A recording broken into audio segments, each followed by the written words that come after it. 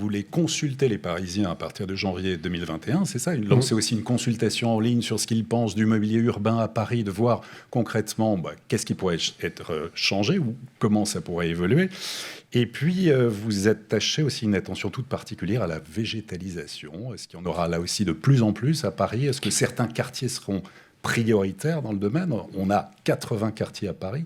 D'un quartier à l'autre, on a des fois des différences complètement folles. Est-ce que politiquement, est-ce que c'est une stratégie? Vous souhaitez en fait pas une harmonie, mais d'essayer d'éviter le moins de fractures possible, ou y a-t-il des quartiers prioritaires? Alors, il n'y a pas vraiment de quartier prioritaire parce que c'est une ambition politique, elle a été présentée, je crois qu'elle a été validée et nos adversaires ou nos concurrents qui parfois ont été durs là-dessus, peu à peu ils sont venus et on est passé du vous faites n'importe quoi à vous le faites mal, ce qui en soi est déjà un immense progrès.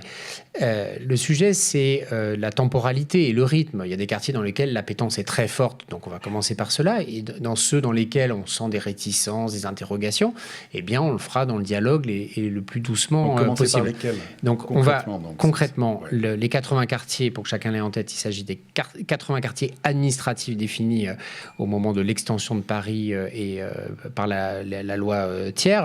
Donc, d'ailleurs, c'est assez baroque parce qu'il y a des quartiers dans lesquels ils n'ont pas une taille homogène, ni de population, ni de taille. Mais donc, la feuille de route de Jacques Baudrier, qui est l'un de mes collègues dans l'exécutif, qui est précisément en charge de la supervision et de la coordination des travaux, qui n'est pas le sujet sur lequel nous avons le plus excellé, eh bien, il va faire un quartier par arrondissement par année. L'objectif est double. Le premier, c'est de faire tous les travaux en même temps. Nous l'appliquons à nous-mêmes et nous allons l'imposer aussi à ceux qui font beaucoup de trous dans les rues de Paris et qui ne relèvent pas de nous, mais ce sont les grands concessionnaires de réseaux d'avitaillement, électrique, chauffage urbain, gaz, etc.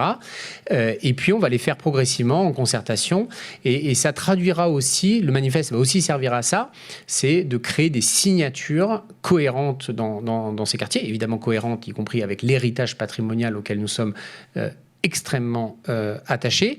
Et puis, ça permettra aussi, on revient le sujet de l'espace public, de désencombrer l'espace public. Il y a trop de choses dans l'espace public. Et quand il y a trop de choses, il y a des stickers, il y a des graphes, et le meilleur moyen qu'un mobilier urbain ne soit pas sali, c'est qu'il ne soit pas là.